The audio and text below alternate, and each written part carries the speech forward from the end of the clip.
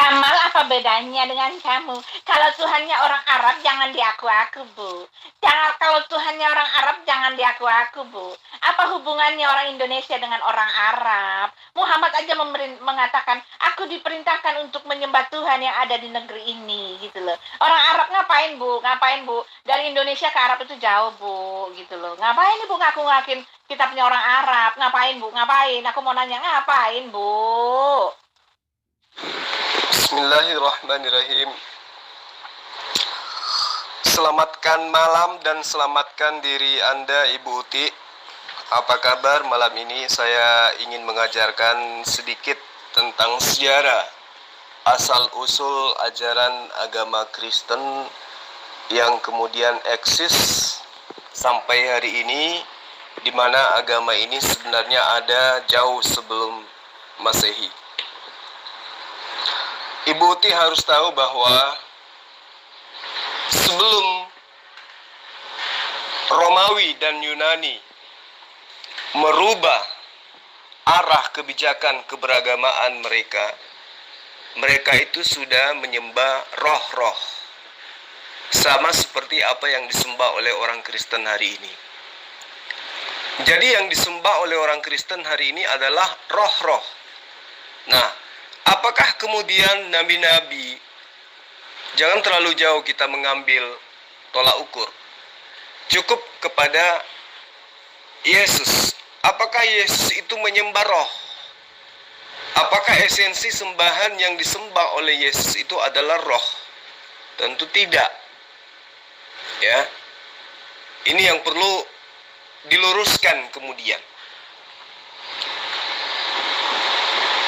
2000 tahun yang lalu, di saat keadaan Kekaisaran Romawi berada pada kondisi yang amat sulit, di saat dimana keadaan pemerintah Kekaisaran Romawi sungguh sangat berat dalam menghadapi tekanan keadaan ekonomi, sangat berat menghadapi tekanan perbedaan pendapat di kalangan pimpinan parlemen, berat menghadapi tekanan keadaan perebutan kekuasaan di antara keluarga kekaisaran. Adanya tekanan akan keadaan keagamaan Yunani Romawi pada dewa-dewa yang sudah tidak bisa diterima oleh warga negara Romawi, serta pesatnya pertambahan jumlah penganut Yahudi monoteisme di kalangan itu. Sehingga Romawi, Yunani sebagai negara adik kuasa pada kala itu, ya, membuat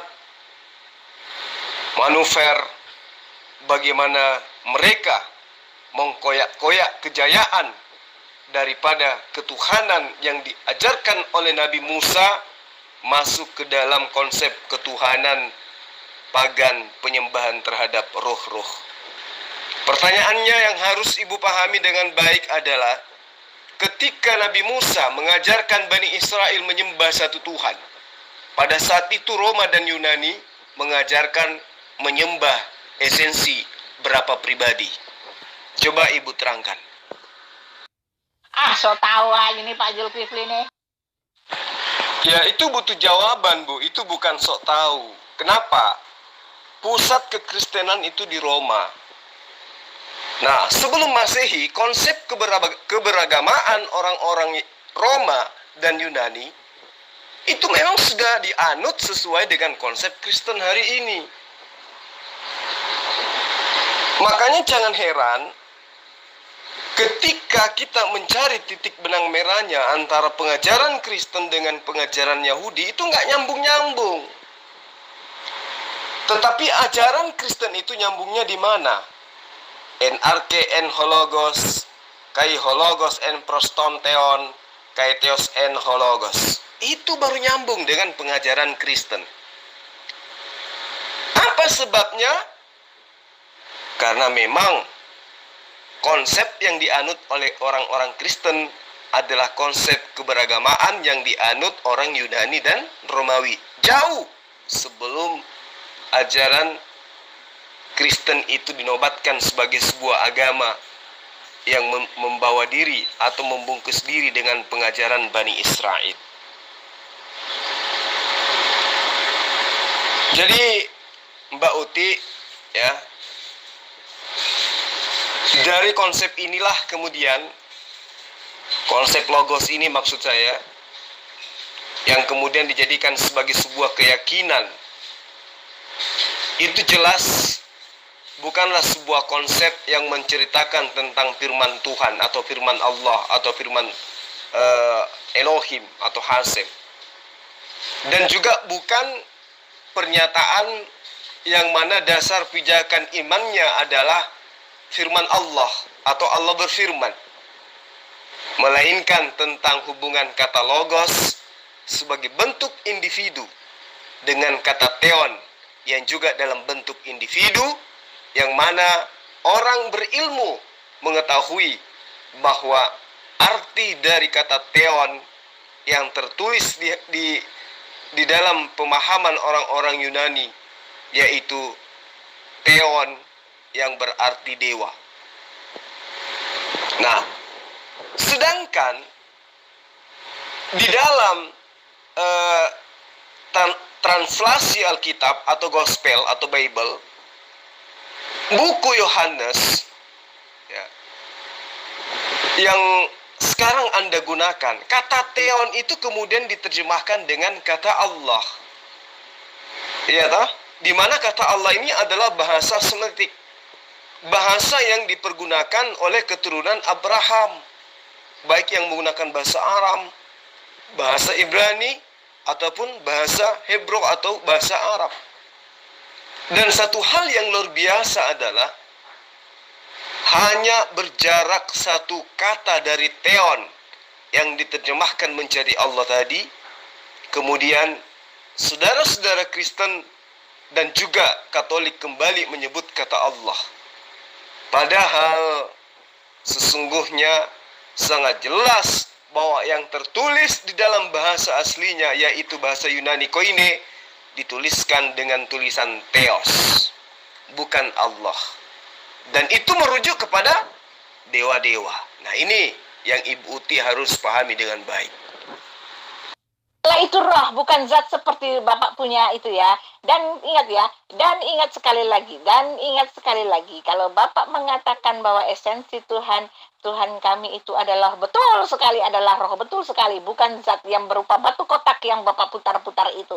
Oke? Ingat loh Pak, pada zaman dahulu Baitullah itu berisikan 36 berhala-berhala. Itu jelas itu adalah berhala orang-orang Arab. Kenapa sampai sekarang masih ada gitu loh? Apalagi batu Hajar Aswad itu adalah berhala orang Arab. Kenapa masih diteruskan saja oleh nabimu, Pak? Makanya saya katakan kepada Ibu, ajaran Kristen itu tidak berasal daripada pengajaran Yesus. Ajaran penyembahan roh-roh itu adalah ajaran pagan yang sudah dianut jauh sebelum Masehi, ya, sebelum Kristen itu diproklamirkan sebagai sebuah agama. Di dalam Kejadian 1 ayat 2, bumi belum berbentuk dan kosong, gelap gulita menutupi samudera raya, dan roh Allah melayang-layang di atas permukaan air. Jadi makna daripada ayat ini, ya, itu kemudian disalahartikan oleh teman-teman Kristen.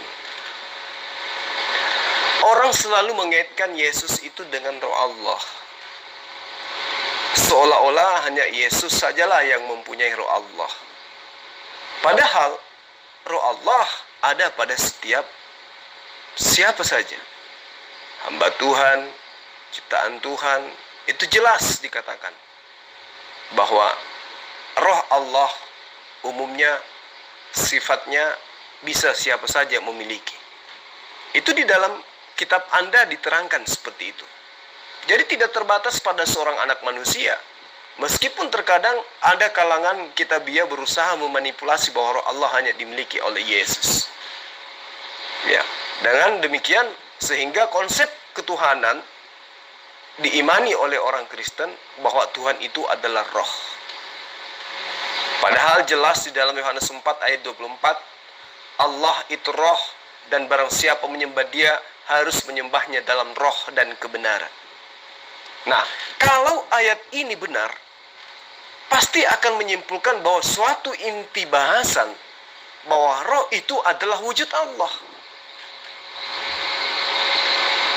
Dan ini pernyataan yang hanya disebutkan di dalam kitab Yohanes. Ya. Hanya Yohanes yang menceritakan Yesus dengan lukisan cerita mitologi. Di antaranya tentang roh itu sendiri yang disebut dengan yang disebut oleh Yohanes dalam Wahyu 5 ayat 6,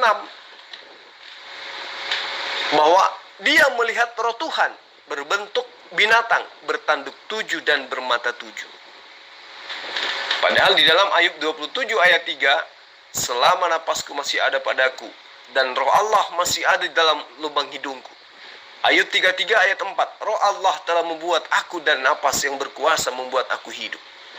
Jadi di dalam pengajaran Ayub, kitab Ayub, jelas ya, Ayub punya roh Allah. Tetapi mengapa tidak ada orang Israel menyebutkan Ayub itu adalah Tuhan? Bahkan tidak seorang pun dari umatnya hingga zaman sekarang yang mengakui keberadaan Yesus itu sebagai Tuhan. Sementara Ayub lebih duluan mengajarkan roh Allah telah membuat aku dan napas yang berkuasa membuat aku hidup. Ayub juga mengatakan selama napasku masih ada padaku dan roh Allah masih di dalam lubang hidungku. Tapi kenapa orang Yahudi tidak menuhankan Ayub? Justru orang Kristen yang adalah notabene ajaran dari Roma yang menyembah kemudian kepada roh-roh. Dan itu adalah ajaran pagan. Itu tidak bisa dipungkiri. Jadi Ibu Uti, saya katakan kepada Ibu, ya, penyembahan terhadap roh-roh itu adalah penyembahan yang dianut oleh ajaran paganisme jauh sebelum Yesus itu dilahirkan, diciptakan oleh Allah di muka bumi ini. Emang mana dasarnya Pak orang Romawi itu menantikan kedatangan Mesias itu? Emang mana dasarnya Pak orang Romawi itu punya penebus dan juru selamat yang mempunyai Tuhan yang roh, yang mempunyai Tuhan yang menebus mereka? Mana Pak? Mana kasih tahu saya ritual kekristenan sudah dilakukan sebelum Kristen itu lahir. Mohon Pak, mohon penjelasannya Pak. Mana dalilnya? Tahun berapa mereka merayakan hari Natal? Tahun berapa mereka beribadah di gereja? Tahun berapa mereka menyembah Yesus sebagai Tuhan gitu loh? Tahun berapa mereka punya hari Paskah dan semua ritual kekristenan itu mereka lakukan. Itu kapan terjadinya Pak? Bagaimana bisa begitu? Bapak tunjukkan ke saya, tunjukkan sejarahnya, oke? Dan lagi Pak, saya mau kasih tahu, kenapa Bapak tidak bisa mengatakan bahwa yang Bapak putar-putar itu bukanlah benda, bahwa yang Bapak sembah-sembah itu Bapak putar-putar, Bapak cium-cium itu bukanlah benda Pak. Bapak tidak menyadari, tidakkah Bapak melihat bahwa yang Bapak putar-putar itu hanyalah sebuah benda batu kotak, Pak?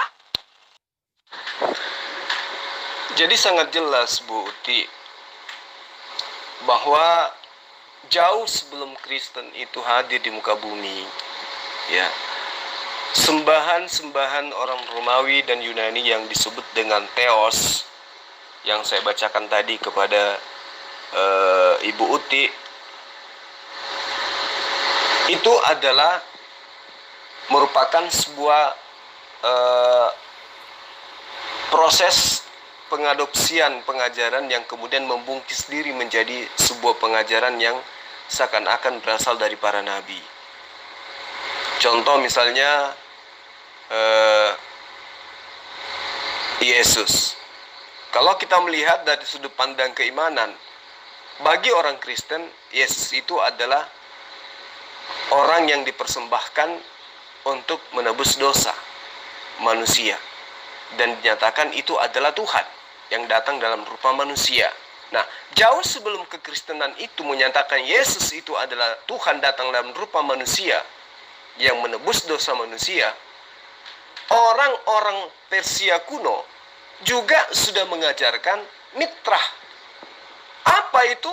Dewa Mitra yang mereka persembahkan sebagai anak Tuhan atau anak dewa untuk menghapuskan dosa-dosa mereka. Di Mesir kuno juga ada Osiris. Siapa Osiris bagi Mesir kuno? Dia adalah dewa yang menjelma menjadi manusia, kemudian dipersembahkan untuk menebus dosa manusia. Nah, di Yunani juga ada, yaitu Bakus. Dia juga adalah jelmaan dewa dan rupa manusia yang dipersembahkan, dibunuh, disalib untuk kemudian menghapus dosa waris manusia. Begitu juga agama Hindu. Mereka punya Krishna yang adalah jelmaan Brahma yang nuzul menjadi manusia, kemudian dipersembahkan mati untuk menebus dosa manusia. Kalau kita melangkah lagi ke tanggal 25 Desember, Yesus tanggal 25 Desember, Mitra tanggal 25 Desember, Osiris tanggal 25 Desember, Bacchus tanggal 25 Desember, Krishna pun tanggal 25 Desember. Yesus, Tuhan yang lahir dari perawan bernama Maria. Mitra, titisan dewa yang lahir dari perawan bernama Aisef. Osiris, titisan dewa berupa manusia yang lahir dari perawan bernama Nayet. Krishna, seorang perawan berasal dari seorang laki-laki yang menjelma menjadi manusia, seorang dewa menjelma menjadi manusia dari perawan Dewanti. Kemudian pengajaran-pengajaran mereka jelas sama. Yesus Mesias yang ditunggu, Mitra perantara yang ditunggu, Osiris pembebas yang ditunggu, Bacchus pembebas yang ditunggu, Krishna sang penyelamat. Terus kematiannya, semua mati dalam keadaan terbunuh, disalib. Jadi pengajaran-pengajaran Kristen itu memang sudah ada.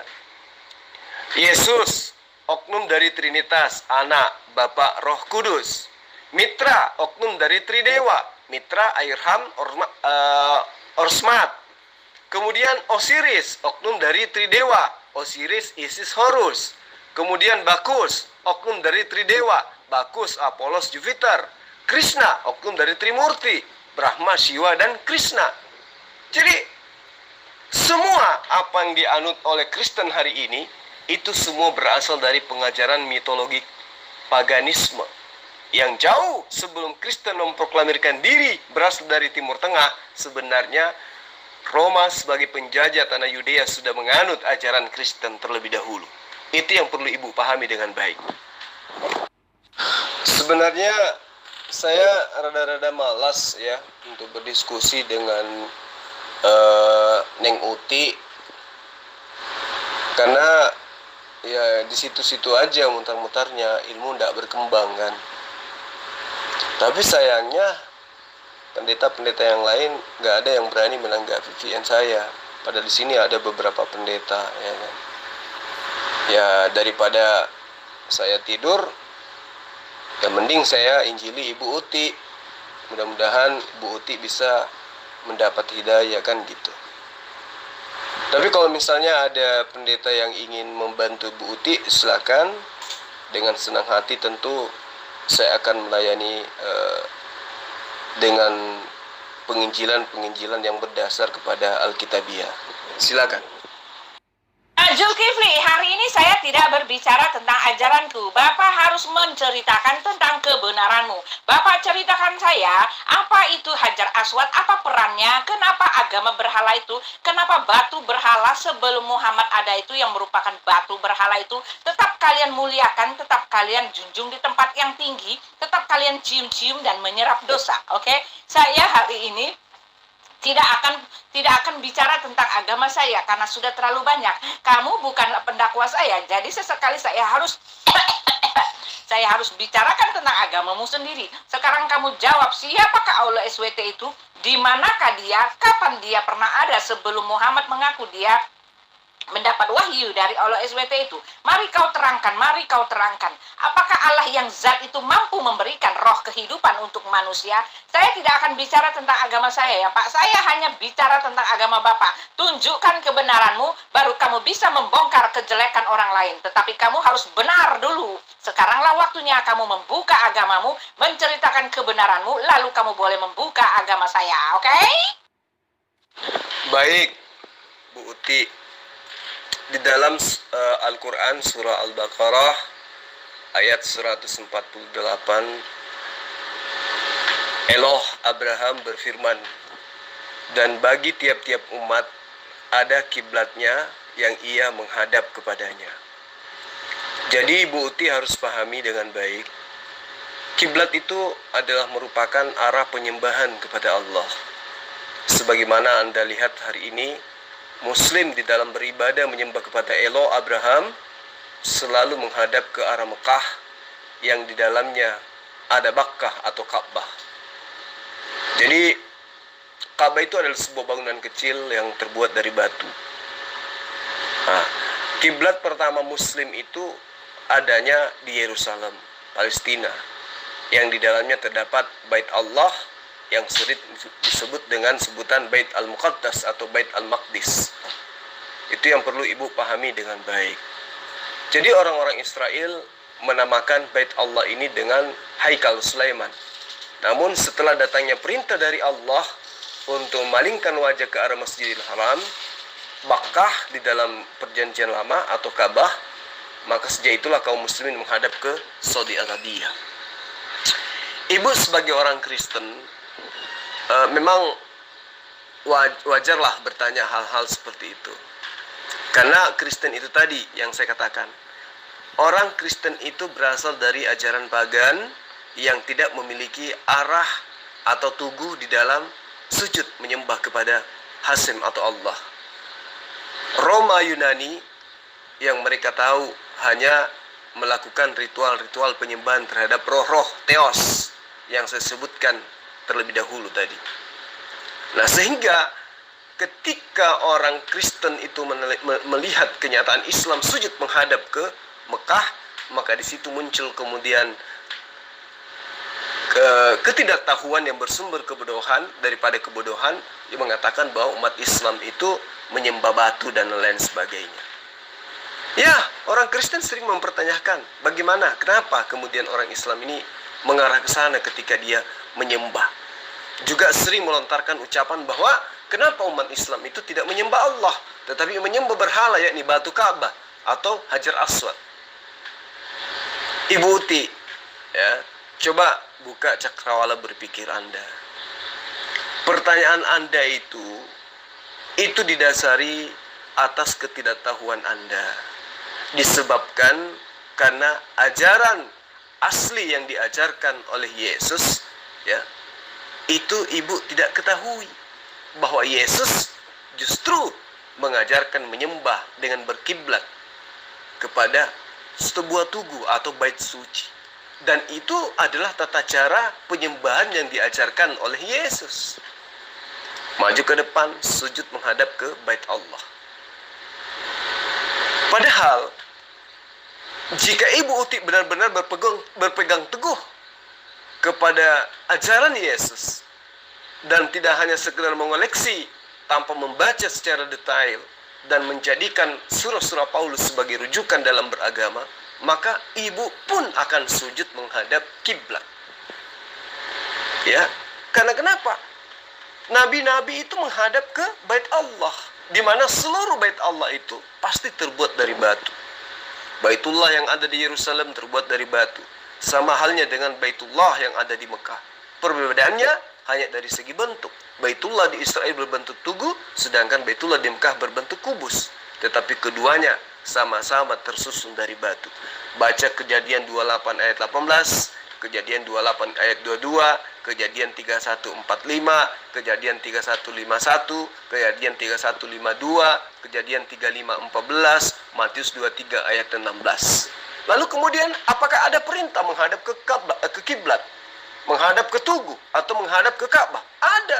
Mazmur 5 ayat 8, Mazmur 138 ayat 2, Yehezkiel 44 ayat 4, Daniel 6 ayat 10, dan masih banyak lagi. Yang mana ajaran itu berasal daripada ajaran para nabi-nabi terdahulu. Nah, kembali kepada iman Anda. Siapa nabi yang mengajarkan Anda menyembah roh-roh? Seperti yang diajarkan oleh penulis kitab Yohanes, memerintahkan Anda menyembah kepada roh bertanduk 7 dan bermata 7. Silakan. sama saya Andi. Udah saya takar gitu, apalagi aduh wampret, udahlah susah diajak berdialog nyambung gitu. Susah membahas satu ayat dihajar ayatnya yang lain, jadi semakin nggak nyambung gitu, jadi dialognya nggak nyambung. Jadi saya udah jadi juga down juga, bukan down gimana ya, udah males karena kualitasnya udah saya takar semua. Oh seperti ini, cuma saya cari orang baru dulu. Betul itu, Daeng. Kita ini kan udah setiap hari menginjili mereka, ya kan. Tujuan kita supaya mereka itu mengenal Allah. Tujuan kita itu supaya mereka mengenal Tuhan yang benar. Tapi mereka bersikukuh tetap aja berpegang teguh kepada ajaran mitologi. Ya kita harus sabar-sabar aja, ya kan. Saya pun sebenarnya sudah capek, udah bosan gitu, mengajarkan mereka dengan metode yang menurut saya sangat-sangat sudah tersusun dengan rapi, penyampaian kita begitu lugas, tetapi mereka tetap saja lebih mengedepankan iman doktrin, ya, doktrin, dogma, dan pemahaman-pemahaman mitologi yang mereka bungkus dengan pengajaran Bani Israel. Ya mudah-mudahan di grup ini tidak ada manfaatnya kita berceloteh, ya. Tapi ketika apa yang kita sampaikan ini didengarkan oleh khalayak banyak di luar sana, semoga bisa menjadi sebuah pelajaran yang bisa membawa manusia itu lebih menggunakan akal sehatnya daripada mereka yang berakal tetapi dipensiunkan akalnya. Saya kira seperti itu, Kanda. Zulkifli, saya nggak mau dengar. Bapak harus beritakan kebenaranmu dulu, oke? Apa makna mengelilingi batu? Apa makna melempar-lempar batu? Apa makna mencium batu? Apa makna berkiblat? Bapak harus ceritakan dulu. Mana datanya di dalam sejarah yang menunjukkan bahwa Allah Subhanahu wa Ta'ala itu sudah ada sebelum Muhammad mengaku dia mendapat wahyu di Gua Hira. Di mana sejarahnya Allah Subhanahu wa Ta'ala? Ingat ya, kamu tidak bisa mengatakan bahwa Allahmu itu adalah Hashem, adalah Elohim. Oh tidak, Pak. Nama Tuhanmu itu adalah Allah Subhanahu wa Ta'ala. Nama Tuhan kami itu adalah Yahweh atau Hashem, Pak. Tidak bisa kamu sama-samakan. Jadi kamu harus tunjukkan dulu kebenaranmu. Aku tidak mau kau tanya-tanya terus. Aku hari ini ingin bertanya dan kau harus meluluskan pertanyaanku. Karena apa? Karena sudah terlalu banyak aku memberi jawaban kepada pertanyaanmu. Sekarang kamu harus buktikan keeksistensian Tuhanmu. Apakah Tuhanmu itu adalah Tuhan yang benar sehingga kamu wajib untuk menyalah-nyalahi kami. Sekarang kau tunjukkan. Aku tidak akan bicara apa-apa dan aku tidak akan bisa kau paksa. Aku sekarang menuntut, oke? Aku menuntut bahwa kamu memberikan klarifikasi tentang Tuhanmu, oke? Ceritakan tentang kehebatan Tuhanmu, ceritakan tentang kegagahan Tuhanmu, sehingga kamu bisa mengatakan bahwa agama kami ini agama pagan, oke? Kamu unjukkan dulu apakah Allah Subhanahu wa Ta'ala itu ada. Buktikan di mana keberadaannya. Aku minta sekarang. Jadi memang sangat berat untuk Ibu terima kenyataan. Kenapa? Sedangkan kitab yang hanya terjemahan saja, Ibu berat untuk memahami. Apatah lagi Al-Quran. Gitu loh. Tetapi saya akan mencoba untuk menjabarkan Al-Quran, di mana konsep yang ada di dalam Al-Quran tersebut itu ada di dalam kitab Ibu. Bagaimana kemudian di dalam kitab yang Ibu ambil dari kitabnya Bani Israel itu jelas tertuang banyak perintah-perintah Allah tentang apa yang dilakukan oleh umat Islam hari ini. Dan apa yang dilakukan oleh orang Kristen tidak pernah dilakukan oleh nabi-nabi atau umat Allah, ya, hamba Allah jauh sebelum Kristen itu ada. Itu yang perlu Ibu pahami dengan baik. Tadi saya sudah menjelaskan ke Ibu, cuman kelihatannya memang ibu itu tidak memahami, karena ibu lebih mengedepankan keegoan di dalam beragama daripada keilmuan. Nah, itu yang bahaya, Bu. Kalau hanya berdasarkan imani saja, itu yang bahaya. Karena jangankan pohon kayu, ya, hewan pun bisa dituhankan, disembah kalau hanya berdasar kepada keyakinan semata. Seperti yang terjadi dengan orang-orang Hindu, iya kan? Mereka percaya sapi itu adalah jelmaan Tuhan dan seterusnya. Nah, ketika ibu mengatakan, buktikan bahwa Allahmu itu adalah Allah yang berfirman kepada Abraham, Ishak, dan Yakub.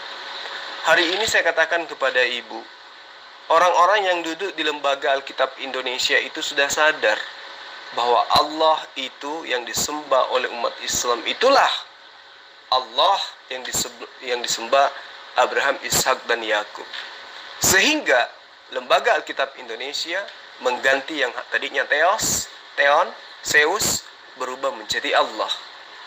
Kalau ibu menolak itu, fakta kitab Anda menggunakan kata Allah, tidak menggunakan kata Zeus atau Theos. Padahal di dalam pengajaran konsep Kristen awal mula jelas dikatakan en arche, en hologos, kai logos, en prostonteon, kai theos, en hologos. Artinya, kalau ibu benar-benar ingin mendudukkan konsep ajaran ibu yang sesungguhnya, maka kitab ibu yang ditulis oleh Lembaga Alkitab Indonesia tidak menggunakan kata Allah, melainkan menggunakan kata Theos. Karena itu adalah konsep yang sudah ditanamkan sejak Kristen itu hadir di muka bumi.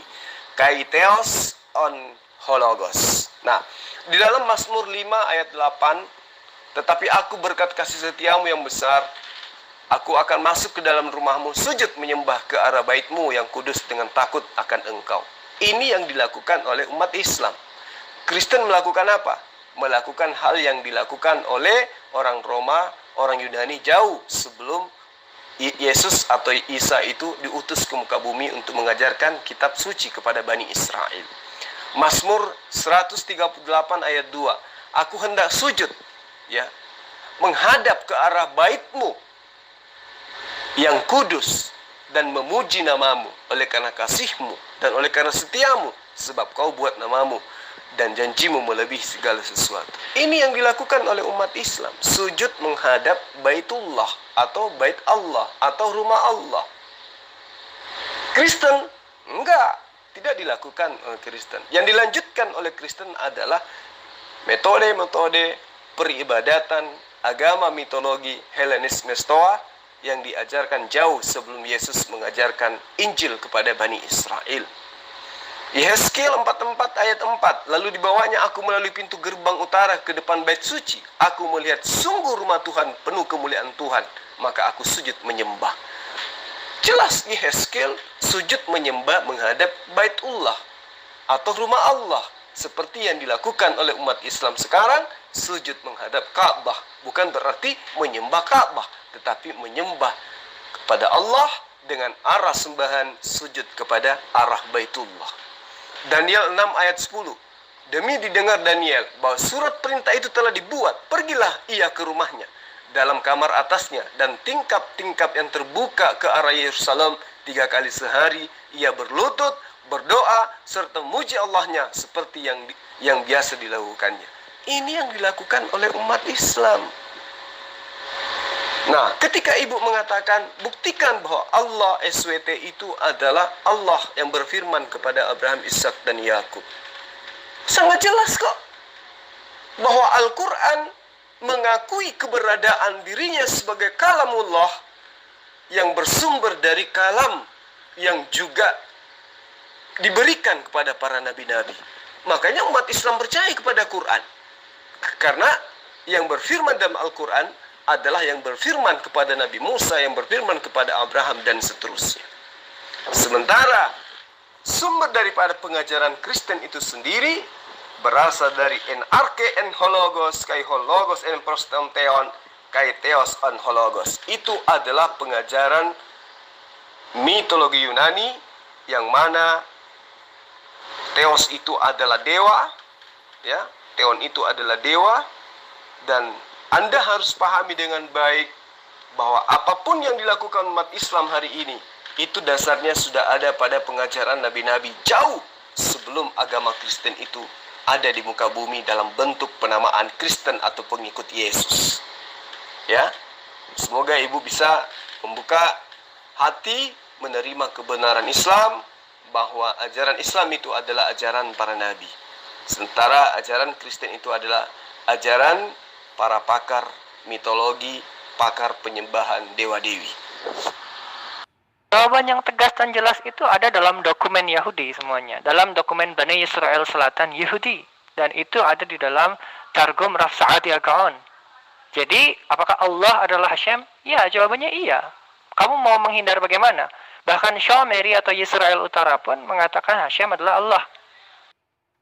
Pak, ceritakan tentang Tuhanmu, bukan kiblatmu, Pak, bukan yang lain-lain. Saya mau bertanya, Bapak jawab saja pertanyaan saya. Di mana ada bukti bahwa Allah Subhanahu wa Ta'ala itu sudah ada sebelum Dia mengejawantahkan firman-Nya melalui juru bicaranya kepada Muhammad yang sedang semedi di Gua Hira, gitu loh, Pak. Karena itu kan terjadi 700 tahun setelah Yesus naik ke sorga. 700 tahun setelah Masehi, 700 tahun setelah segalanya sesuatunya itu ada.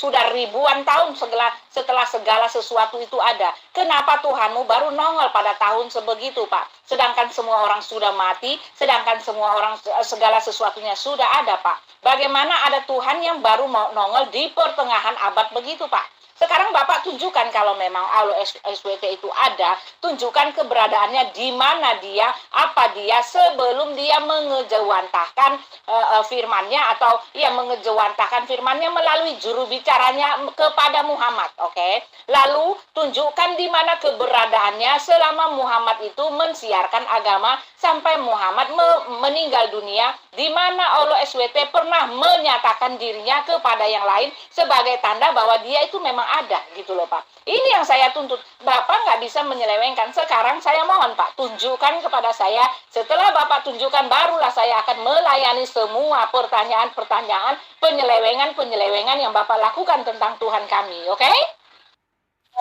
Sangat sederhana, Bu. Jadi Allah Subhanahu wa Ta'ala itu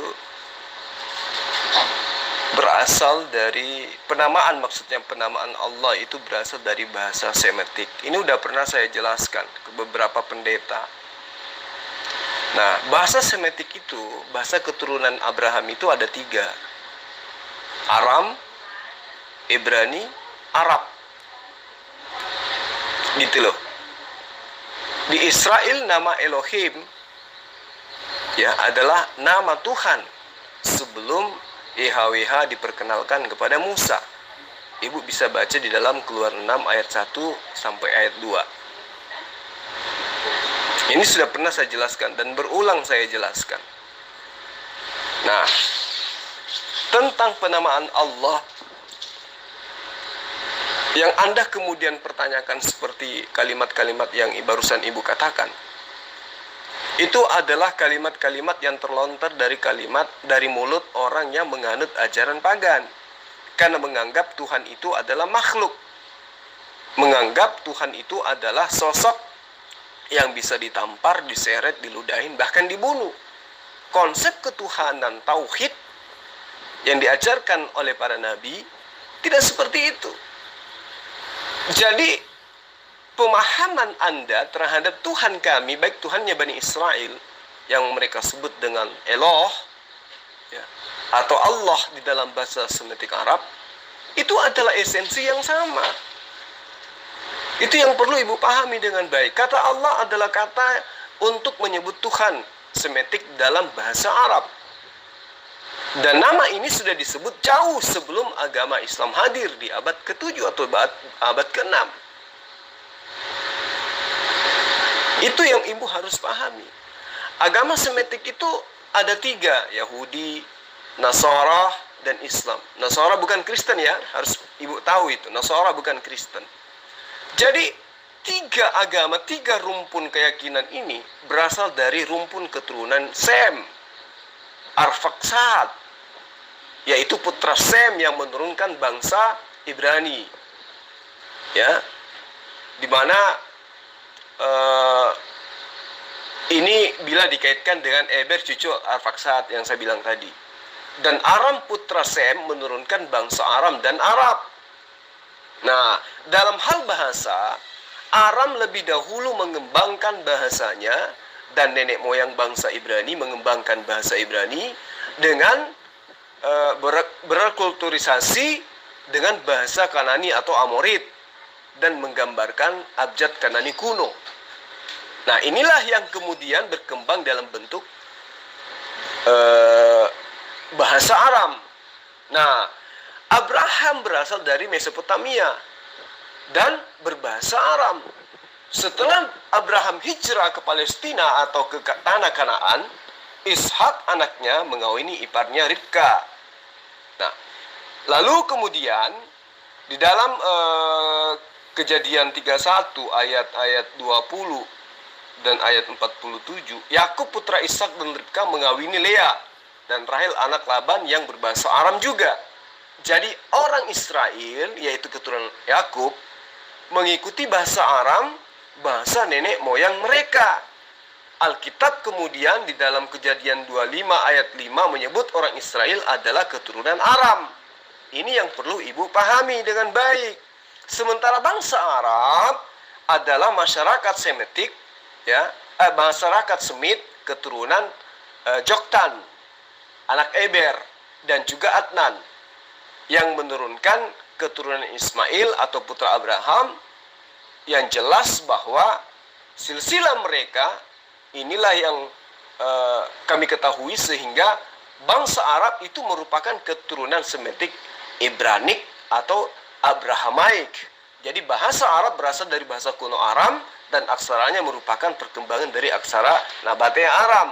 Sehingga kata Allah yang berfirman kepada Muhammad SAW, itulah El atau Elohim atau Eloah di dalam bahasa Ibrani.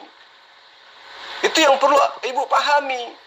Nah, pembuktiannya di mana? Ketika ibu mengatakan, mana bukti kekuasaan Allah Subhanahu wa Ta'ala? Loh, bukannya ibu sudah tahu bagaimana kemudian Allah atau Eloh atau Elaha mengeluarkan, membebaskan Bani Israel dari perbudakan Mesir? Itu adalah Allah Subhanahu wa Ta'ala.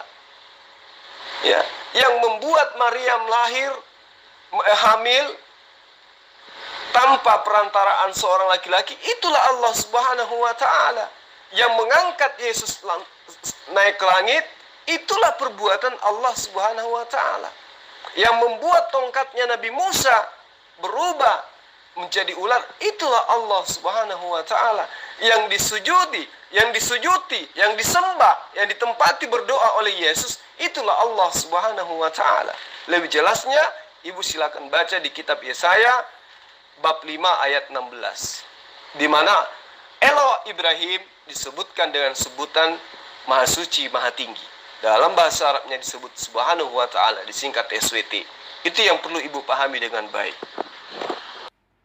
Tiap hari nginjili mereka, tapi tetap aja mereka itu nggak tahu. Kadang-kadang kita berpikir ya bang ya, volume atau gramasi otak mereka itu segimana ya? Ya, itu tidak salah apa yang disebutkan oleh Allah dalam surah Al-Baqarah tentang mereka, summum bukmun umyum fahum la yarji'un. Jadi kondisi inilah yang membuat kita harus mau tidak mau ya kita diminta untuk menertawakan mereka, dalam arti kata kasihan terhadap mereka. Karena kenapa? Allah sudah mengunci mati hati mereka. Dan juga di dalam Kejadian 12 ayat 3 kan Allah mengatakan, aku akan memberkati siapapun yang memberkati engkau Abraham, dan akan mengutuk siapapun yang mengutuk engkau Abraham. Nah, fakta kita lihat hari ini, orang-orang Kristen itu kan mengutuk Abraham. Mereka menghina Abraham, mereka menghujat Abraham, karena sesungguhnya mereka hanya menumpang di pengajaran Bani Israel. Karena sebenarnya asli daripada asal-usul mereka itu yaitu tadi, ajaran politeisme, Helenisme Stoa, yang mengajarkan menyembah banyak roh. Sehingga nyata di dalam kehidupan keberagamaan mereka memang menyembah kepada roh. Sementara ajaran Yudaism ataupun Islam, roh itu adalah ciptaan Allah. Kan gitu. Jadi ya Kita nggak mau tertawa, tapi lucu, ya kan? Kita nggak menertawakan. Geli terasa di dalam. Semakin hari kita mengajarkan tentang siapa Allah, siapa Elohim, siapa Eloah, mereka semakin bingung. Ya, paling tidak kita niatnya menginformasikan kebenaran ini kepada mereka agar mereka mengenal Elah atau Allah, bahwa Allah Subhanahu wa Ta'ala itu adalah Elah Yisrael yang disembah oleh para nabi. Saya tidak bicara tentang arti Allah Subhanahu wa Ta'ala. Saya bicara tentang eksistensinya, Pak, keberadaannya, Pak. Apakah dia ada atau tidak? Buktikan sekarang, Pak. Saya minta, saya mohon, saya menuntut Bapak, tunjukkan dulu keberadaan Tuhanmu, baru kamu bisa menyalah-nyalahin Tuhanku, gitu loh, Pak. Baru kamu bisa mengacak-ngacak firman yang ada di dalam kitabku. Kamu menunjukkan bahwa Allah Subhanahu wa Ta'ala itu hanya dengan bahasa. Oh, maaf, Pak. Bahasa Allah Subhanahu wa Ta'ala itu jelas sebuah nama, Pak. Dan Tuhan kamu itu ilah itu adalah sesembahan. Sesembahan kalian itu bernama Allah Subhanahu wa Ta'ala. Ya ilaha illallah, gitu kan? Ya, sesembahan yang adalah Allah Subhanahu wa Ta'ala. Allah Subhanahu wa Ta'ala itu adalah sesembahan kalian, oke? Sesembahan kami itu bernama Yahweh. Dari mana kamu mengatakan itu berasal dari kata yang sama? Dan sesembahan kami itu bernama Elohim, bukan Allah Subhanahu wa Ta'ala. Elohim itu merujuk kepada kepada yang plural, bukan yang satu, Pak. Jadi itu saja sudah membedakan bahwa Elohim itu artinya Allah-Allah, Pak, para Allah, tetapi merujuk kepada satu nama, Allah yang adalah satu nama, yang satu hakikat, yaitu Yahweh Elohim, oke? YHWH. Dari kalau bicara soal nama, Pak, nama Yahweh Elohim itu bukanlah Allah Subhanahu wa Ta'ala yang adalah Tuhan di negeri Mekah, karena Muhammad mengatakan aku diperintahkan untuk menyembah Tuhan yang ada di negeri Mekah ini. Allah Subhanahu wa Ta'ala itu adalah murni orang buatan Tuhan, buatan orang Arab pada saat Muhammad itu mendirikan agama baru ketika dia merasa ketempelan wahyu dari Allah Subhanahu wa Ta'ala. Itu yang harus Bapak ketahui. Pak, saya hanya meminta Bapak buktikan saja keberadaannya. Kalau Bapak bicara ke kanan ke kiri, saya tunggu waktu 10 menit dan saya tunggu apakah Bapak mampu membuktikan eksistensi Tuhan Bapak. Oke? Sama seperti teman-teman yang lain, tak satu pun ada yang mampu membuktikannya. Oke? Jadi ibu harus mengetahui definisi Tuhan dulu. Kalau ibu kurang memahami definisi Tuhan, maka ibu tidak akan pernah menemukan esensi keberadaan Allah atau Elaha atau Elah Yisrael. Selamanya ibu akan mengatakan Elah Yisrael pernah menjelma menjadi manusia, pernah menjelma menjadi api, pernah menjelma menjadi patung dan lain sebagainya. Selamanya ibu akan memahami seperti itu. Tetapi ketika ibu memahami Allah sesuai dengan konsep imannya para nabi, termasuk imannya Yesus, maka ibu tidak akan pernah mungkin mau bertanya tentang eksistensi keberadaan daripada Allah Subhanahu wa Ta'ala itu. Kenapa? Para nabi termasuk Yesus mengajarkan Allah tidak bisa dilihat, suaranya pun tidak bisa didengarkan. Tidak ada manusia yang dapat melihat Allah. Lalu bagaimana mungkin ibu minta saya menunjukkan eksistensi keberadaan wujud daripada Allah itu? Gak mungkin.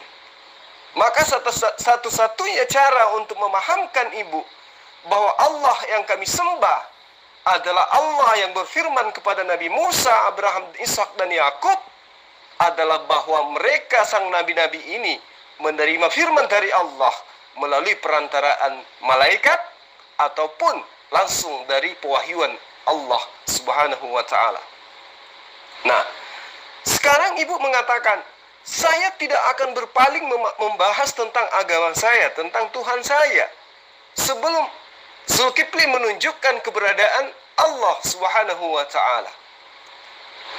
Kalau hal ini juga saya kembalikan kepada Anda, maka Anda pun akan kelimpungan. Kenapa? Karena dasarnya Tuhan Anda itu bisa menampakkan diri seperti manusia. seperti burung merpati dan seterusnya. Ini sudah hampir 2000 tahun. Tuhan Ibu kemana? Tuhan Ibu yang bisa menjadi apapun, menjelma menjadi apapun kemana? Sekarang COVID-19 melanda bumi. Tuhan Ibu yang berupa manusia itu kemana? Kenapa nggak menjelma lagi? Kenapa nggak turun lagi? Apakah dia berupa ayam atau kodok atau apa saja? Kemana dia sekarang? Mana keberadaan Tuhan sekarang? Tuhan Anda maksud saya. Mana Yesus itu sekarang? Di mana dia berada? Kenapa dia tidak nongol? Kenapa dia tidak datang ke Indonesia? Toh dia bisa terjun dari langit kalau memang betul-betul dia itu adalah Tuhan. Konon ceritanya iman Anda Tuhan bisa menjelma menjadi apapun. Silakan. Saya tunggu sekarang. Silakan Tuhan Anda nongol di Jakarta atau di Makassar. Nongol dalam bentuk apapun. Dan seperti apa Anda menyatakan bahwa itu adalah Tuhan Anda. Nah itulah ajaran mitologi. Ajaran pagan. Wahyu 5 ayat 6. Itulah ketujuh roh-roh Tuhan yang roh-roh Theos yang diutus ke muka bumi. Nah, sekarang Anda mengatakan Tuhan kami adalah Eloh Ibrahim, Eloah, Alaha. Itu karena agama Kristen sebagai agama yang berasal dari penjajah Roma, penjajah Yunani di tanah Yudea kala itu. Tapi kami Islam tidak pernah diajarkan untuk mengajarkan Allah kepada Yahudi. Kenapa? Karena kami paham bahwa Yahudi menyembah esensi yang sama dengan apa yang kami sembah. Berbeda dengan Kristen, memiliki sejarah bahwa paham mereka adalah paham Trinitas, Tridewa, ya, Trimurti, yang kemudian mempusi masuk dalam pengajaran nabi-nabi ketika menjajah tanah Yudea. Itu yang perlu Ibu pahami. Jadi Allah Subhanahu wa Ta'ala itu, Bu, tidak bisa ditunjukkan wujudnya seperti Tuhannya Ibu, seperti Tuhannya orang pagan, Krishna, Osiris, Pedon, Orisis, Horus, dan lain sebagainya. Mereka bisa ditunjukkan dalam bentuk makhluk, tapi Allah, Hasem, YHWH, tidak bisa. Tidak bisa. Karena dikatakan dalam kitab Raja-Raja, ya, benarkah Allah akan turun ke muka bumi, hidup berdampingan dengan manusia? Sesungguhnya langit, bahkan langit yang menaungi seluruh langit pun tidak akan mampu memuat Allah. Jadi bagaimana mungkin kita manusia makhluk yang hanya debu di hadapan Allah ini mampu menunjukkan wujud Allah itu sendiri? Gak mungkin.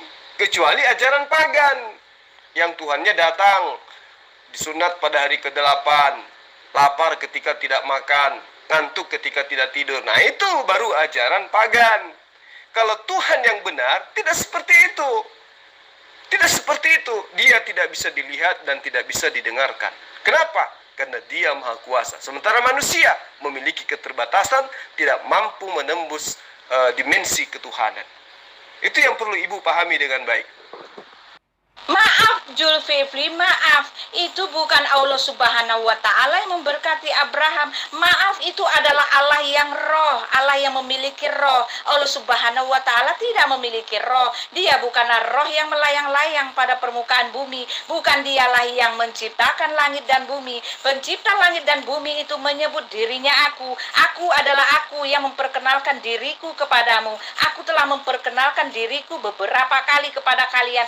Aku adalah aku yang mengutus aku kepadamu. Itu adalah Tuhan yang Yahweh, bukan Allah Subhanahu wa Ta'ala. Allah Subhanahu wa Ta'ala itu bukanlah Yahweh. Tidak ada catatan di kitab kalian yang mengatakan bahwa Allah Subhanahu wa Ta'ala itu adalah Yahweh. Tidak ada catatan di kitab kalian yang mengatakan Allah Subhanahu wa Ta'ala itu adalah roh. Tidak ada catatan yang mengatakan bahwa Allah Subhanahu wa Ta'ala itu adalah penebus dan juru selamat. Tidak ada catatan yang mengatakan bahwa Allah Subhanahu wa Ta'ala itu mengasihi bangsa Israel itu bagaikan biji matanya.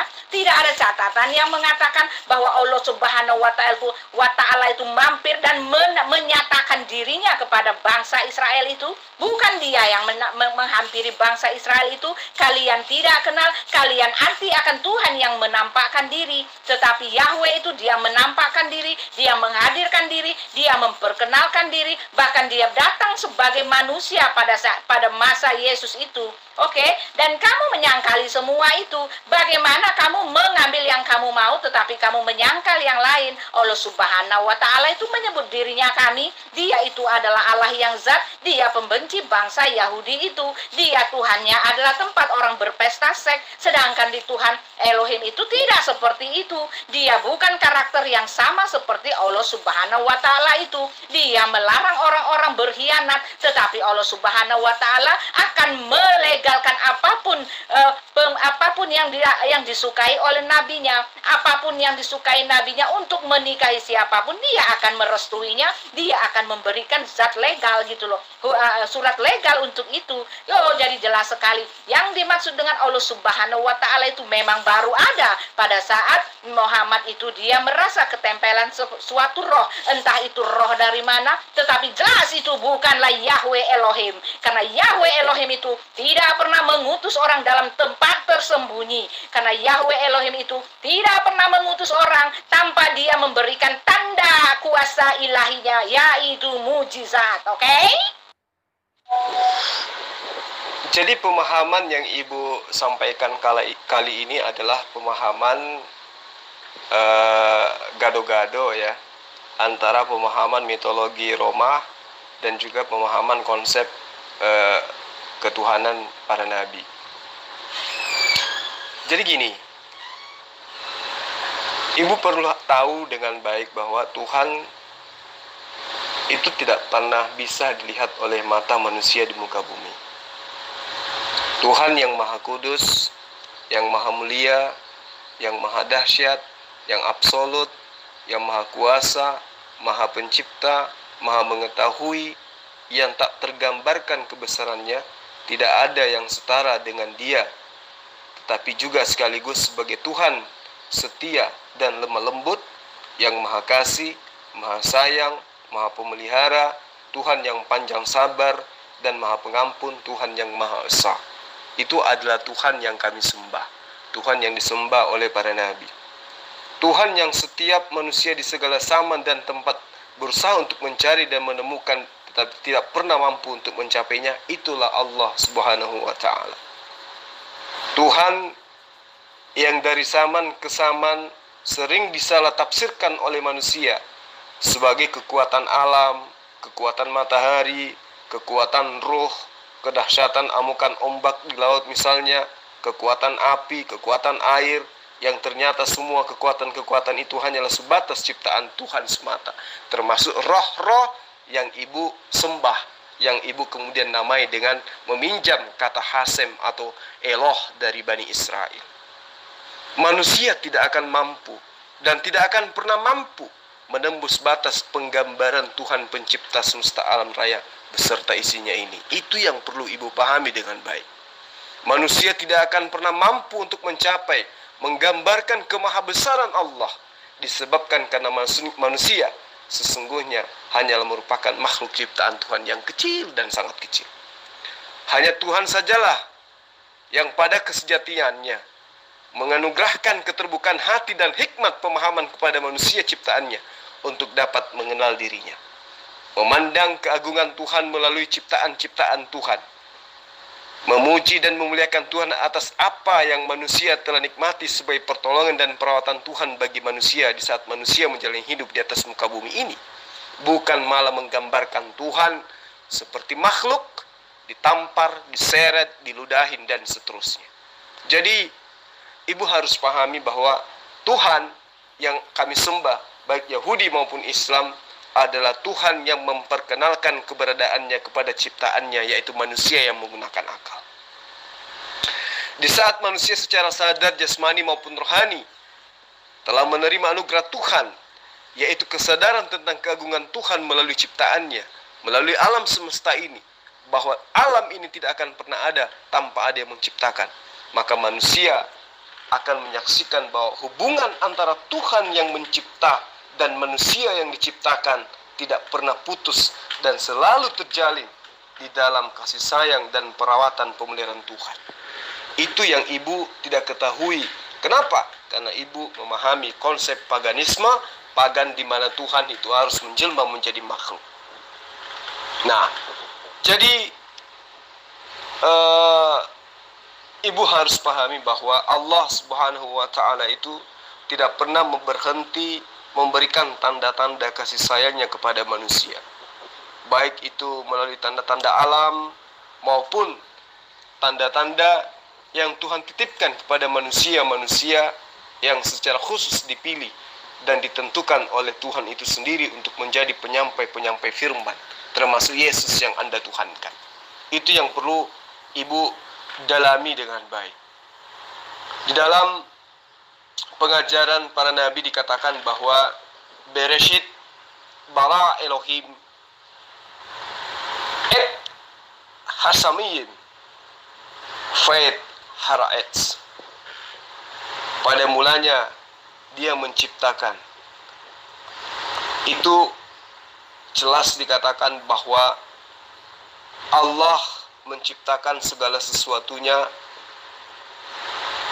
itu untuk supaya manusia berpikir bahwa apa yang diciptakan oleh Allah itu adalah pembuktian bahwa Allah itu ada.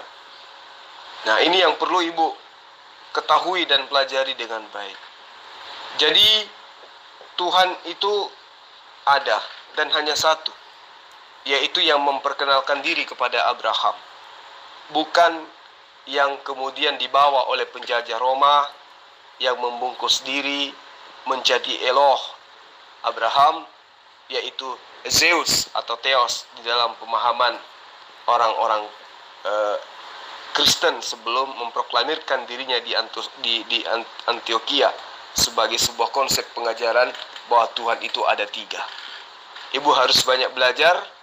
Engkau diberi melihat untuk mengetahui bahwa Tuhan Allah tidak ada yang lain kecuali Dia.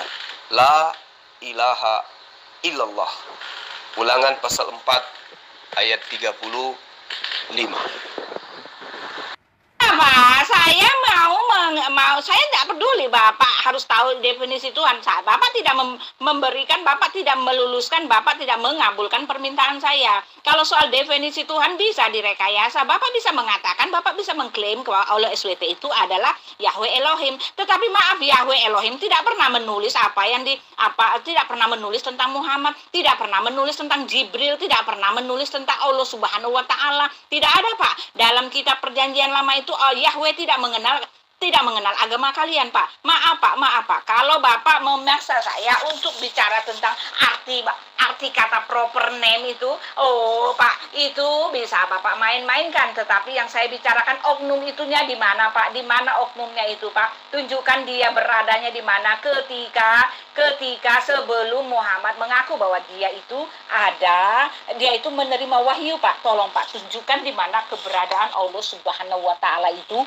sebelum dia itu mewahyukan atau mengejawantahkan firman-Nya kepada Muhammad. Itu yang harus Bapak ketahui. Kalau tidak ada yang ngaku saja, Pak, saya nggak akan dengarkan Bapak punya VN sebelum Bapak mengatakan kepada saya, memberi langsung ada yang melihat, ada saksi, ada bukti yang melihat bahwa Allah Subhanahu wa Ta'ala itu ada, dan ada bukti sejarah yang menyatakan bahwa dia sudah ada sebelum dunia ada. Oke? Loh, kan tadi saya sudah jabarkan kepada ibu.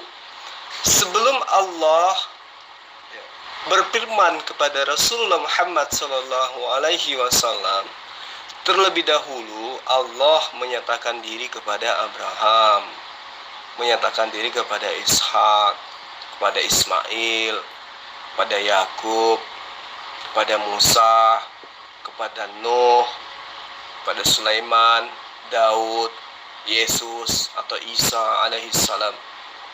Setelah Allah menyatakan diri kepada mereka, terakhir Allah menyatakan diri kepada Rasulullah Muhammad SAW.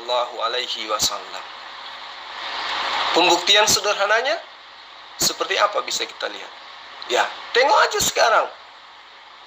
ketika Allah berkarya, berfirman, memberikan wahyu kepada Rasulullah Muhammad sallallahu alaihi wasallam, Allah tidak pernah lagi menyatakan diri kepada Bani Israel atau nabi-nabi setelah dia menyatakan diri kepada Rasulullah Muhammad sallallahu alaihi wasallam. Maka pertanyaannya, saya pun bisa balik kepada ibu.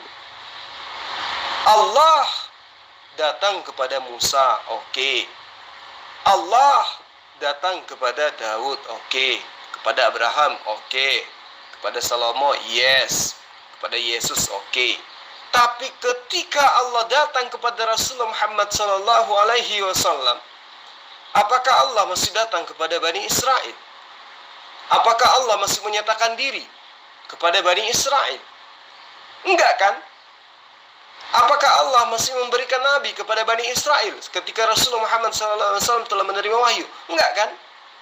1400 tahun silam, sejak Allah menyatakan diri kepada Rasulullah Muhammad SAW melalui perantaraan malaikat Jibril, Allah tidak pernah lagi menyatakan diri kepada Bani Israel. Ini yang perlu ibu pahami dengan baik. Ya. Jadi gimana ya cara ngajarin ibu supaya ibu itu bisa paham? Tidak ada Allah, tidak ada Tuhan selain daripada Allah. La ilaha illallah. Allah adalah satu-satunya ilah. Ya. Allah yang Islam sembah adalah satu-satunya Tuhan. Di dalam kitab 1 Korintus pasal 8 ayat 4 dikatakan, wa an la ilaha illallah al-ahad falana ilahu wahdu wa huwa albu ilaziminhu kullu sya'in wa ilahu narji'u wa huwa rabbu wahidu. Di dalam kitab yang Anda diajarkan pun ketika diarabkan mengajarkan Tuhan itu adalah Allah, bukan Theos. Kenapa? Karena pada saat itu Korintus, penulis Korintus Paulus mengajarkan tentang sembahannya Bani Israel ke dalam konsep pengajaran mitologi, yaitu umat yang ada di Korintus kala itu. Itu yang perlu ibu pahami dengan baik, bahwa Allah itu adalah satu-satunya Tuhan, tidak pernah berubah. Meski penyebutannya senantiasa, ya, karena menggunakan bahasa serumpun, kadang disebut Eloh, kadang disebut Allah, kadang disebut Adonai, kadang disebut Allah. Sementara yang ibu sebut dengan sebutan Allah, yang ibu sebut dengan sebutan Adonai, yang ibu sebut dengan sebutan Hasem, itu adalah Theos, dewa Yunani, dewa Romawi. Kalau Islam menyebut Allah, yang dimaksud Allah oleh Islam itu adalah Eloh Israel. Kalau ibu menyebut Allah atau menyebut Hasem, yang ibu maksud itu adalah Theos, Tuhannya orang Yunani. Itu perbedaannya. Makanya sampai hari ini orang Yahudi tidak pernah mengakui kekristenan itu adalah agama yang sah sebagai ajaran penerus daripada ajaran nabi-nabi. Itu yang perlu dipahami dengan baik. Ya, Bu ya. Jadi ketika ketika Nabi mengajarkan, Musa mengajarkan kepada Bani Israel, Shema Israel, Adonai Eloheinu, Adonai Ahad, itu juga lah yang diajarkan oleh Muhammad SAW. Qul huwallahu ahad, Allahus samad, lam yalid wa lam yulad wa lam yakul lahu kufuwan ahad. Itu yang diajarkan, itu yang ditanamkan. Akidah itu yang diimani dan diyakini oleh umat Islam, bahwa Allah Subhanahu wa ta'ala adalah Dia yang mewahyukan kitab Torah kepada Nabi Musa dan pengajaran Injil kepada Nabi Isa alaihissalam, yang kemudian diganti namanya oleh penjajah Roma dan Yunani menjadi Yesus. Pahami dengan baik. Ibu perlu belajar lagi. Pak Zulkifli, saya sedang tidak mau mendengar retorika Anda. Saya sedang tidak mau mendengar retorika Anda. Saya sekarang sedang menuntut Oke, menuntut Anda untuk memberikan pengklarifikasian mengenai eksistensi Tuhanmu.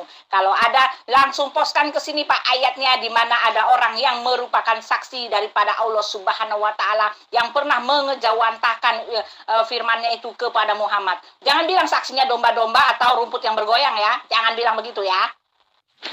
Nah, Ibu masih juga menggunakan konsep iman Yunani Romawi di dalam memahami Allah Subhanahu wa taala. Sebuah konsep yang tidak sesuai dengan pertanyaan dan kenyataan yang diimani oleh agama samawi atau agama langit. Ya. Nabi Musa alaihissalam menitik beratkan pada pesan, menekankan dalam pengajarannya ya, bahwa intisari dari pengenalan Allah kepada Musa alaihissalam jelas sama seperti apa yang diajarkan oleh Rasulullah Muhammad sallallahu alaihi wasallam. Lo yihli ka Elohim akhirim al-afa naya. Jangan ada padamu Allah lain di hadapanku. Ya. Jadi ketika Yesus mengajarkan pun di dalam Yohanes 17 ayat 3 sama, jangan ada Allah lain, tidak ada Tuhan selain Allah. Yesus mengedahkan tangan ke langit. Inilah hidup yang kekal itu, yaitu bahwa mereka mengenal Engkau satu-satunya Allah yang benar. La ilaha illallah, Allahu, dan mengenal Yesus Kristus yang telah Engkau utus. Ya. Jadi itu adalah kalimat yang sudah diajarkan oleh Allah Subhanahu wa taala kepada para nabi, termasuk kepada Yesus. Diajarkan bahwa Yesus itu hanyalah utusan Allah. Di dalam pengajaran Rasulullah Muhammad sallallahu alaihi wasallam dikatakan, laqad kafara alladziina qalu innallaha huwal masihu ibnu Maryam wa qala masihu ya bani Israel, dan seterusnya. Sesungguhnya telah kafirlah orang yang berkata sesungguhnya Allah adalah Al-Masih putra Maryam, padahal Al-Masih sendiri berkata, hai Bani Israel, sembahlah Allah Tuhanku dan Tuhanmu, Rabbi wa Rabbukum, innahu may yashrik billah faqad haramallahu alaihi jannah wa ma'wahun nar wa ma lizalimina min ansar. Ya. Yesus mengajarkan, ya, Rasulullah Muhammad SAW mengajarkan ya, apa yang difirmankan oleh Allah ya, kepada kaumnya, kepada seluruh manusia dalam surah Al-Maidah ayat 72 yang saya bacakan kepada Anda. Begitupun Yesus mengajarkan kepada Bani Israel, la ilaha illallah. Jadi Tuhan yang disembah oleh umat Islam adalah Tuhan yang disembah oleh Yesus, yaitu Allah. Nah, kemudian muncul agama Kristen yang berasal dari agama penjajah kala itu. Jadi ketika Bani Israel sudah menyembah Allah dalam penyebutan Eloh, ya, Kristen yang datang dibawa oleh penjajah Romawi Yunani itu mengajarkan penyembahan terhadap dewa-dewi, Theos. Nah, supaya mereka dianggap ajaran agamanya ini benar seperti perkembangan agama monoteisme kala itu, maka Theos berubah menjadi Eloh. Padahal konsep Logos dan Theos itu beda dengan konsep La ilaha illallah. Berbeda dengan Trinitas, 3 di dalam 1 atau 1 di dalam 3. Kalau Tuhan kami, Bani Israel maupun Bani Ismail, La ilaha illallah, tidak ada Tuhan selain Allah, dan dialah Eloh Ibrahim yang berkarya menyampaikan firman-Nya kepada Nabi Musa, kepada Nabi Isa, dan juga kepada Muhammad sallallahu alaihi wasallam. Belajar lagi, Bu. Jadi di dalam pengajaran Islam yang adalah ajaran para nabi, dikatakan di dalam Yesaya 45 ayat 21 ya. Allah Subhanahu wa taala berfirman kepada nabinya dengan penuh peringatan bahwa tidak ada Tuhan selain daripada Allah. Dikatakan, beritahukanlah dan kemukakanlah alasanmu. Di dalam surah Al-As dalam Al-Quran dikatakan, kul, katakanlah, ya, biarlah mereka berunding bersama-sama. Siapakah yang mengabarkan hal ini dari zaman purbakala dan memberitahukannya dari sejak dahulu? Bukankah aku Tuhan? Tidak ada yang lain. Kul huwallahu ahad. Ya. Tidak ada Allah selain daripadaku. Allah yang adil dan juru selamat. Tidak ada yang lain kecuali aku. Allah kemudian mengajarkan hal ini kepada Rasulullah Muhammad SAW. Qul, katakanlah wahai Muhammad, huwallahu ahad. Dialah Allah, Tuhan yang ahad, Tuhan yang esa. Allahu samad. Ya. Allah adalah Tuhan yang tergantung kepadanya segala sesuatu. Sementara Yesus jelas mengatakan, aku tidak dapat berbuat apa-apa dari diriku sendiri. Apa yang aku lakukan, apa yang aku katakan, semua itu atas perintah Allahku. Berarti Allah yang disembah oleh Yesus adalah Allah yang dikatakan di dalam Al-Quran, Allahus Samad, Allah tempat bergantungnya segala sesuatu, termasuk Yesus. Lam yalid, ya, dia tiada beranak. Walam yulad, dan tiada pula diperanakkan. Walam yakul lahu kufuwan ahad, dan tidak seorang pun yang setara dengan dia. Sama seperti apa yang Yesus ajarkan kepada Bani Israel. Bapakku lebih besar daripada aku. Katakan kepada saudara-saudaraku, aku akan pergi kepada Bapakku, sebab Bapakku lebih besar daripada aku. Aku tidak setara dengan Bapakku. Makanya dikatakan, walam yakul lahu kufuwan ahad. Tidak ada seorang pun, termasuk Yesus, yang setara dengan Bapa. Belajar lagi, Bu, ya, bahwa Allah yang kami sembah adalah Allah yang disembah oleh Bani Israel, bukan Theos yang kemudian kalian bungkus dengan nama Yahweh, yang seakan-akan yang kalian sembah itu adalah Tuhan kami, yaitu Elo Abraham. Padahal sesungguhnya yang kalian sembah itu adalah Dewa Zeus yang diajarkan oleh Romawi dan Yunani kala itu dengan membungkus pengajarannya dengan ajaran para nabi. Saya kira seperti itu ya, Bu Uti. Perbanyak lagi belajar. Ketahui bersama dengan teman-teman Kristen yang lain bahwa Allah Subhanahu wa ta'ala adalah esensi yang menciptakan seluruh makhluk di muka bumi ini, baik di langit maupun di bumi, dan dialah esensi yang disembah oleh para nabi termasuk Yesus. Yesus berkata kepada Bani Israel, bukan kepada orang Kristen, dengarlah wahai Bani Israel, Allah Tuhan kita, Allah itu esa. Qul huwallahu ahad. Allahus samad, lam yalid wa lam yulad wa lam yakul lahu kufuwan ahad. Saya kira seperti itu, Ibu Uti. Salam beda Tuhan untuk Anda dan salam satu Tuhan untuk teman-teman muslim. Assalamualaikum warahmatullahi wabarakatuh.